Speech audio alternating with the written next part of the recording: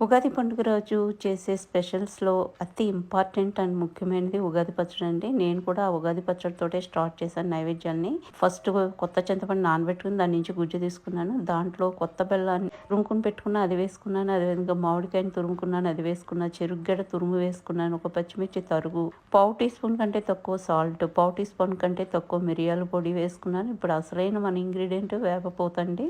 వేప పువ్వు దాన్ని వేసుకున్నాము. వేసుకున్న తర్వాత మొత్తం అంతా మంచిగా మిక్స్ చేసేసుకుంటాం. బెల్లం అది కరిగి అన్ని రకాలు మంచిగా మిక్స్ అయ్యేలాగా మిక్స్ చేసుకుంటాము. మిక్స్ చేసుకున్న తర్వాత ఇంకా పైనుంచి మన ఇష్టం అండి. టాపింగ్స్ మనం ఏమైనా ఎక్స్ట్రాగా యాడ్ చేసుకోవచ్చు.